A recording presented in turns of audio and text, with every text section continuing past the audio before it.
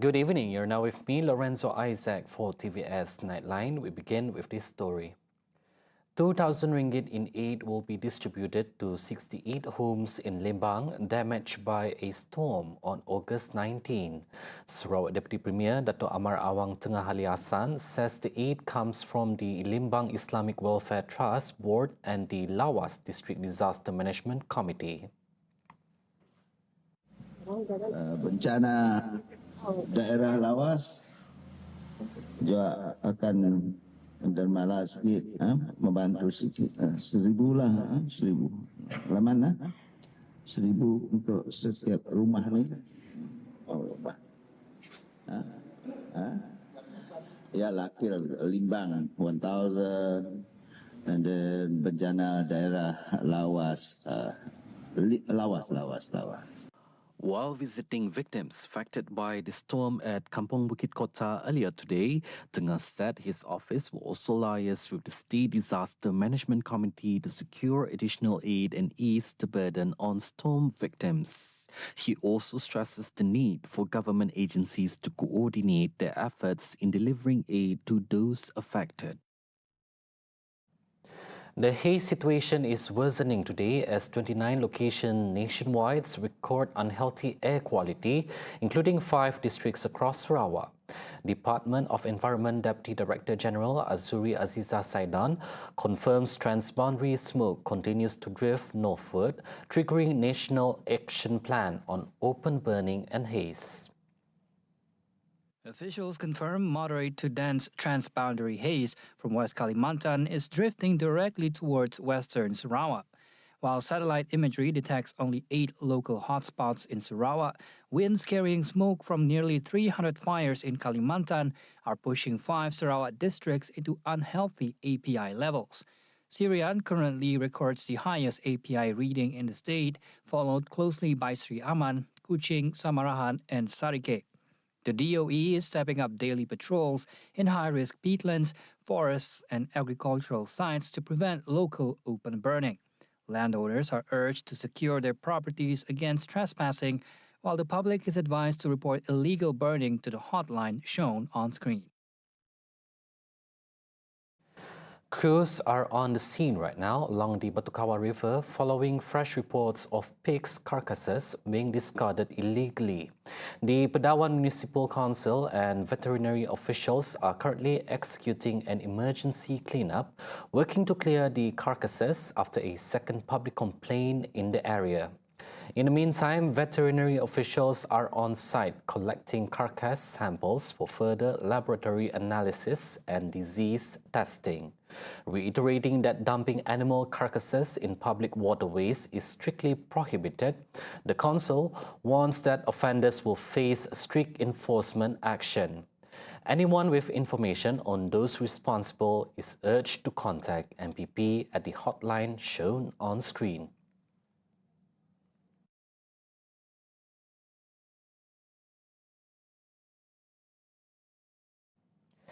Tasik Biru is among the constituencies expected to be affected by proposed electoral boundary changes following the creation of 17 new state seats in Sarawak. Its Assemblyman, Dato' Henry Jinep, says the proposed redelineation remains under process, with final boundaries dependent on the Election Commission's upcoming public display. Undi Tasik Biru is 30,000. Jumlah pengundi dan memang nampak besar lah. Dan satu lagi kawasan saya, I have few pasal-pasal yang saya kena jaga. So one of the affected area is my kawasan N2. So dia mungkin dalam proses jugalah dia. Kita tak tahu lagi. Tunggu SPL display lah. Dan lepas itu baru kita tahu mana kawasan yang terlibat and which one is under new area, which under existing area, kita tak tahu lagi. But whatever happen, we still have to continue to support the government out there, because new area definitely need new leader. He stresses that any boundary adjustments must account for long-term development needs in newly created constituencies. In a related development, Henry highlights a strategic shift in Sarawak's rural priorities, from basic infrastructure to strengthening socio-economic resilience and household incomes. He explains that the expansion of roads, electricity, and water coverage across rural communities have transformed local needs towards sustainable livelihoods. What they want now is there must be an income untuk bawa keluarga, food on the table. That is what people want need now.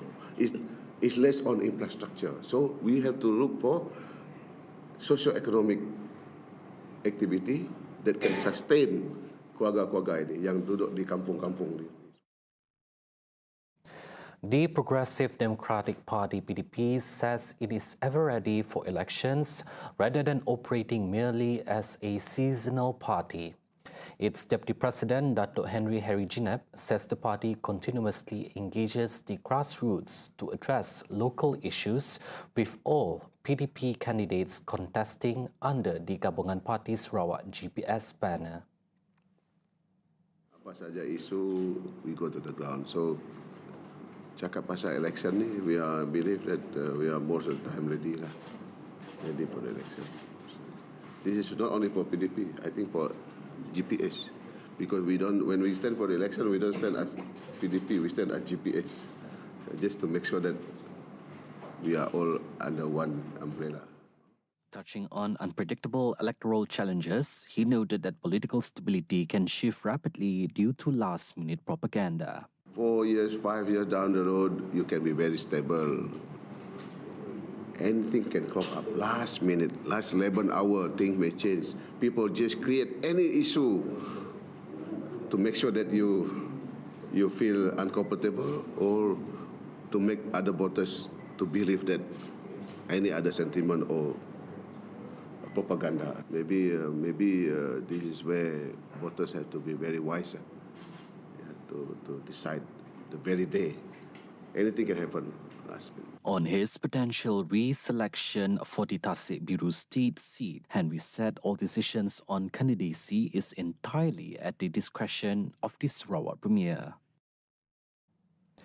Sarawak Youth, Sports and Entrepreneur Development Minister Datuk Sri Abdul Karim Rahman Hamzah says narrow gold medal margins among second to sixth place states at SUKMA 2026 reflect rising competitiveness nationwide. He highlights that Sarawak finished fourth overall with 41 gold medals, delivering a highly commendable performance across multiple disciplines.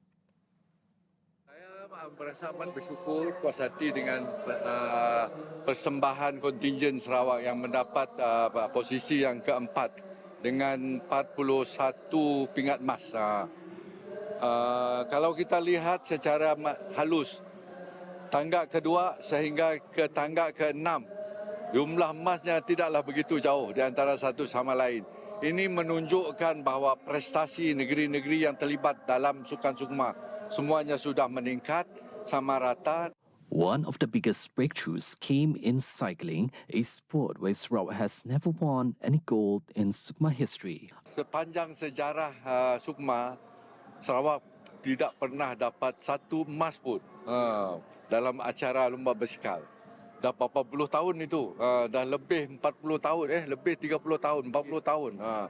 Kita belum pernah merasakan pingat emas. Dan sekalinya mau, kali ini 3 sekali dan memecah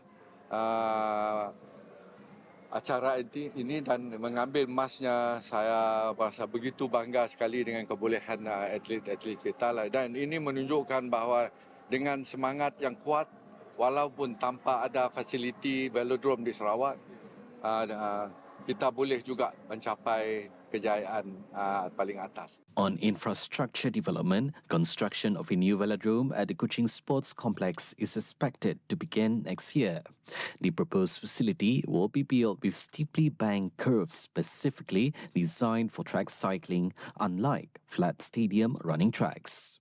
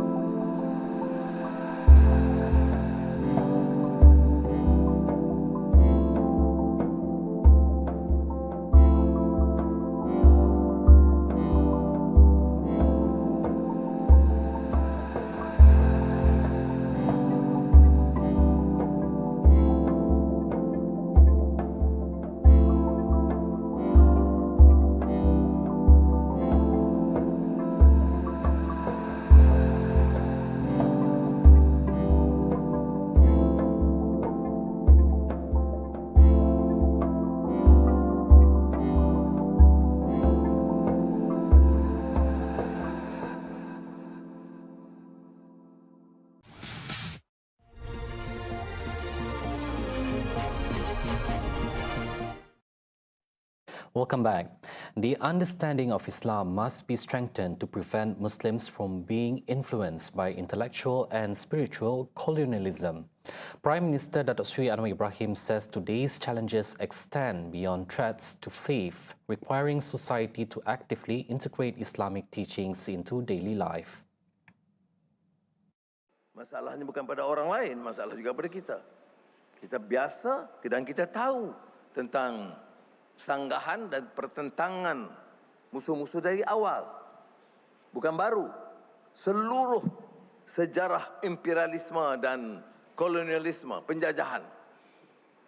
Dari penjajahan Inggris di Malaysia, Belanda, di Indonesia, Perancis, di Afrika Utara.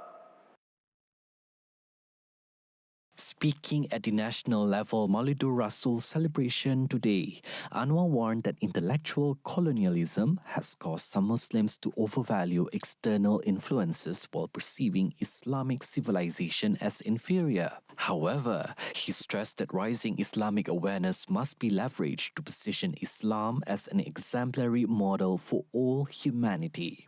He added that Islamic values must be demonstrated through integrity, morality, and diligent execution of responsibilities. The proposed forensic audit into the Federal Land Development Authority, FELDA, will be brought to the Cabinet for discussion. Prime Minister Datuk Seri Anwar Ibrahim says the matter will undergo Cabinet scrutiny following a proposal by Deputy Prime Minister Datuk Seri Dr. Ahmad Zahid Hamidi. Datuk Seri Zahid cadang supaya audit forensik jalankan. Itu kita bawa kabinet biasa.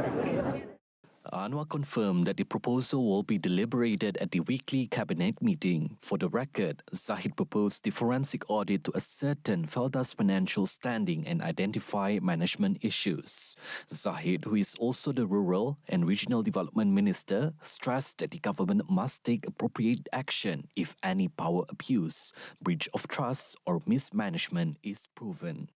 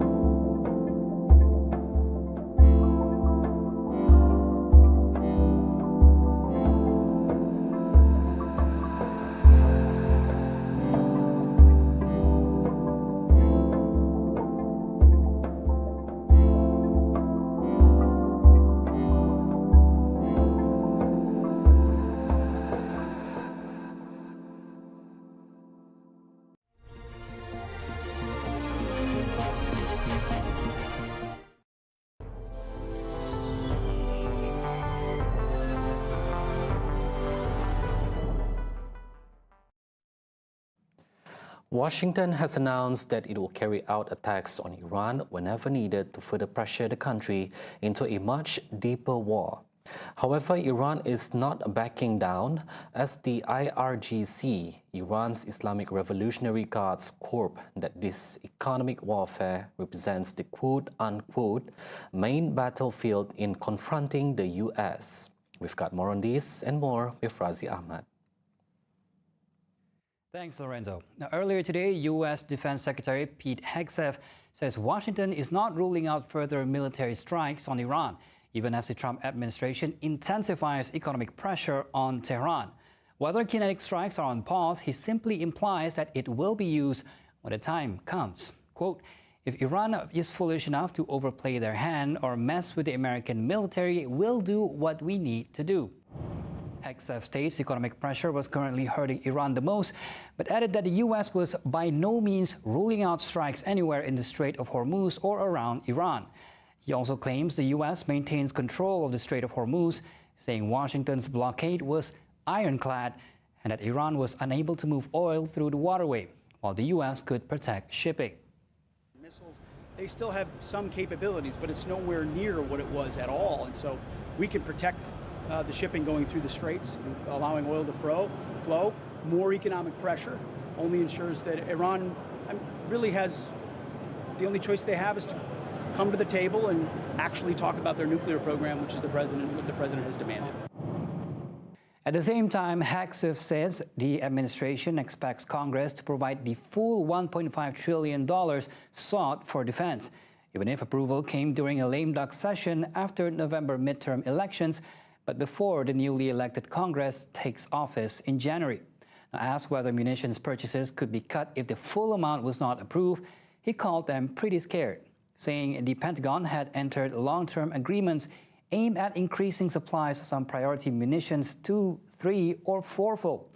Hegseth also declined to discuss reports that U.S. stocks of ATACMS long-range missiles had been significantly depleted in ongoing conflicts, saying the military had plenty available. He also confirmed that the U.S. Abraham Lincoln is returning home after an extended deployment. The Lincoln has spent more than 8 months without making a port call, setting a U.S. Navy record. Now, families of sailors have reported worsening conditions and morale aboard the carrier, though Hegseth has said such claims have been completely misrepresented. The economic warfare represents the main battlefield, according to the IRGC. In a statement, it accused Washington of seeking through a multi-layered sanction regime to spread despair among the people, put pressure on living conditions, and weaken social trust. Now, all government bodies, including those responsible for the economy, trade, oil, industry, agriculture, banking, and diplomacy, are urged to play a decisive role in neutralizing the effects of sanctions. These institutions also contribute to managing markets, securing essential goods, controlling inflation, and creating employment, it added. The IRGC declared its readiness for strategic cooperation with President Masoud Pezeshkian's government, saying coordination between the two represents the key to overcoming multi-layered sanctions and strengthening national economic resilience. Meanwhile, China is proactively taking measures to safeguard its interests after the U.S. laid out its plans for the economic asphyxiation of Iran, one of Beijing's strategic economic partner.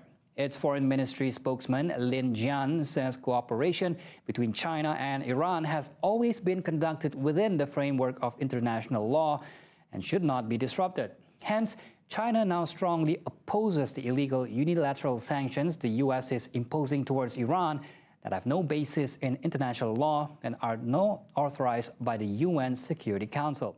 经济战、极限施压无助于解决问题，只会进一步激化矛盾冲突，造成风险外溢，扰乱全球的经济金融秩序，损害他国正当权益。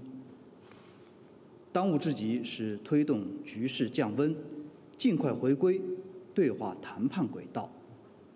中方将采取一切必要措施，坚定维护自身权益。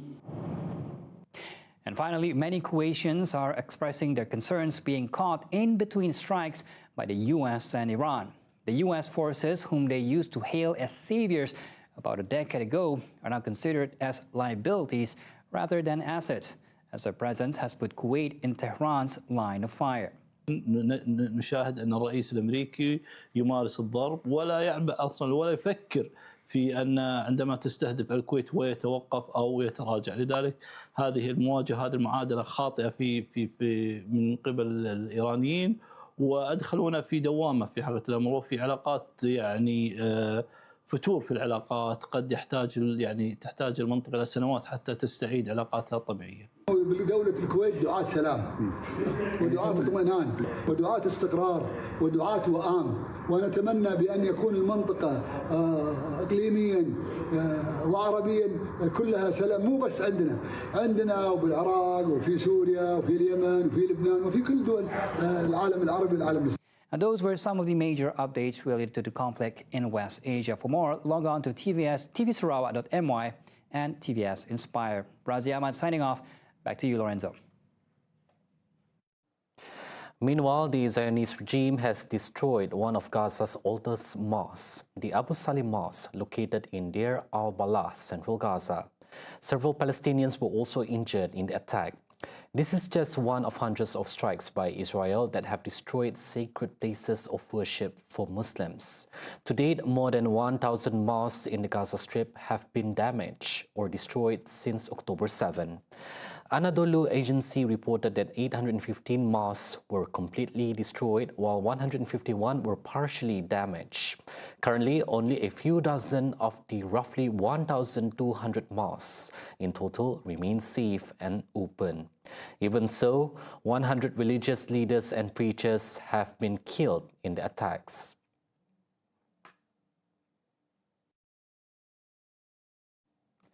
Gang members attacked displaced people huddling inside a church near Haiti's capital, killing around 40, some of them execution style. Mayor Massillon Jean says it was a night of terror in a town plagued by gang violence in recent months. Among other places, the assailants targeted a site housing people who had already fled violence. À partir de 9h, d'entre 10h, mais vivons sans montrer, ça nous constate à genoux, nous avons 50 personnes, 45 à 50 personnes à terre, ça qui nous boit, nous ne connaissons pas. Ça qui nous rage, ça qui nous abandonne, nous ne connaissons pas. Nous ne connaissons pas. Mais, moun sa yo, sous des petits jeunes, à venir pays à demain. Nous dit maman et papa dit pour mener l'école, pour apprendre l'école, pour utile pays à demain. À lui dit de fils de avec cadet, tout y est. Il y a tout le monde là. Hier soir, policiers ont dormi en dedans là. Cadet a pété. Ils ont fait l'idolation pendant une population qui est victime. Ils ont détruit les scopes. Ça n'a demandé.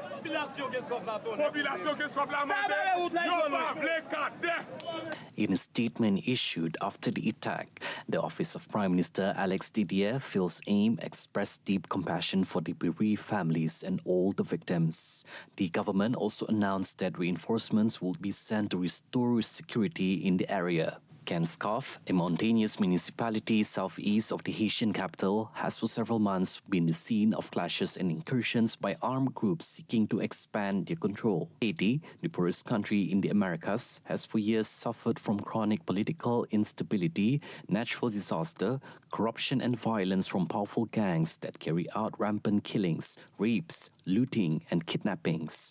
The gangs control much of the capital city. Nearly 1.5 million Haitians are currently displaced in a country of about 11 million, and more than 5 million are facing severe food insecurity, according to UN figures. As Japan swelters through record-breaking heat, businesses are turning to an unusual new solution to keep workers safe: a phone booth-sized refrigerator built not for food, but for people. The device has become a surprise hit since its launch this year, as companies scramble to protect staff from what officials now call cruelly hot days. We end the Nightline with this feature. I'm Lorenzo Isaac. Have a good night. 24-year-old warehouse worker Taichi Konishi felt dizzy and unwell after cycling to work in Japan's punishing summer heat. So he headed straight for his company's newest piece of equipment, a machine that blasts jets of chilled air to cool down an overheated body in minutes. もうすごくいいですね。今もちょっと2分ぐらい入ったんですけども、もうそれだけでも汗も全部引きました。はい。The machine, called the Dohiman Box, is made by Tokyo-based industrial equipment distributor Trasco Nakayama. Priced at about $9,400 a pop, the company says it has sold over 300 units since April, mostly used in hot workplaces. 工場さんはもちろん、倉庫さんとか、想定というか使ってもらいたいなと思ってたのは、イベント、人が集まるイベント会場とかゴルフ場とかで導入があれればいいかなというふうに思ってます。The invention comes as Japan grapples with record heat, with 2025 marking its hottest summer on record. Tokyo alone recorded almost 120 heat-related deaths in the month to mid-August, while close to 63,000 people nationwide needed emergency care.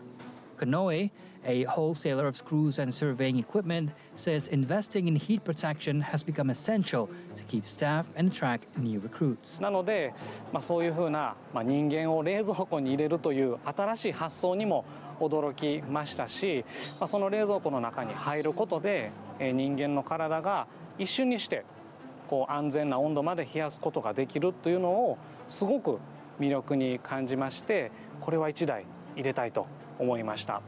Taiji Konishi says he steps into the box about 3 times a day after hauling heavy boxes by hand. そうですね。もう毎日休憩時間には使ってますね。はい。